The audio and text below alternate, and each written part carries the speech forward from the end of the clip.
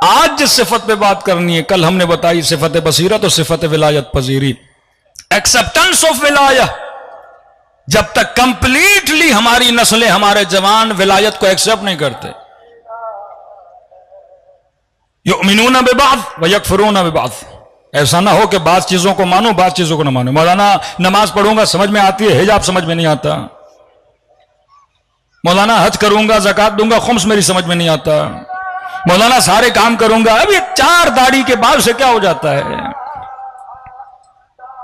Acceptance of ولایت. اگر مکتب علی کے ماننے والے ہو تو کمپلیٹلی اس مکتب میں داخل ہو جاؤ. اطاعت، اگر اطاعت کاملہ نہ ہو تو انسان کو نجات ملنا بہت مشکل ہے. اور کل نشانیاں بتائی کہ معصوم فرماتے ہیں ہمارے شیعوں کی کچھ نشانیاں ڈیٹیل میں ذکر کیا. موٹی موٹی نشانی یہ تھی، فرمایا وہ ہمارا شیعہ نہیں اگر شیعہ دوسرے شیعہ کا خیال نہ کرے، اگر ایک دوسرے میں صلہ رحم نہ کریں. یہ جھگڑے بھی کیوں ہوتے ہیں؟ کیونکہ ہم صاحب بصیرت نہیں. آج تیسری صفت جو اصحاب امام حسین میں پائی جاتی تھی، بصیرت، یاد رکھیے گا. ایکسپٹنس آف ولایت، یاد رکھیے گا. تیسری صفت جو اصحاب امام حسین میں تھی، یسارعون الی الخیرات. جب یہ خیر کو دیکھتے تھے تو بڑی تیزی سے خیر کی طرف دوڑتے تھے.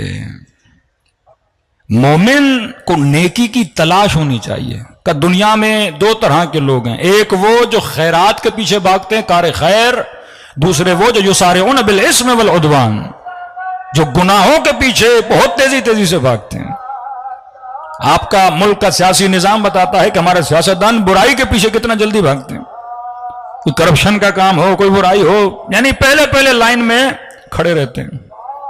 یہ مخصوص نشستوں کے جو فیصلے آئے، ایک بندے کی سیٹ ہے بھی نہیں لیکن لائن میں پہلے کھڑا ہوا ہے کہ مجھے دی جائے. میرا حق نہیں لیکن وہ لائن میں کھڑا ہوا ہے کہ مجھے ملے.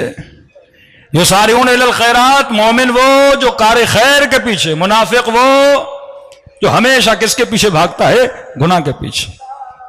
یہاں پہ معصوم فرماتے ہیں کہ شناخت خیر اور شر مومن کے لیے بڑی ضروری ہے. کہ یہ پتہ ہونا چاہیے کہ خیر کیا ہے، شر کیا ہے. آسان تحب شیئا فہو شر لکم. کہ مومن کبھی کبھی ایسے ہوتا ہے تو کسی کو پسند کرتا ہے پر وہ تیرے لیے خیر نہیں ہے، شر ہے. ضد نہ کیا کر اللہ سے کہ مولانا 10 سال ہو گئے دعا کر رہا ہوں لیکن دعا قبول نہیں ہو رہی. اللہ کہتا ہے ہو سکتا ہے جو تو مانگ رہا ہے اسے خیر سمجھ رہا ہے پر وہ تیرے حق کے لیے خیر نہیں ہے. اور ہو سکتا ہے تو کسی چیز کو شر سمجھ رہا ہے لیکن وہ شر نہیں ہے.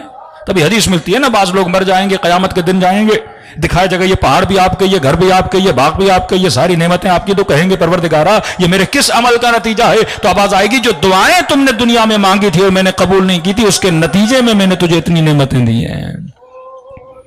اس وقت دعا کرے گا اے کاش دنیا میں میری کوئی دعا قبول نہ ہوئی ہوتی اور اللہ مجھے آخرت میں اتنی نعمتیں عطا کرتا.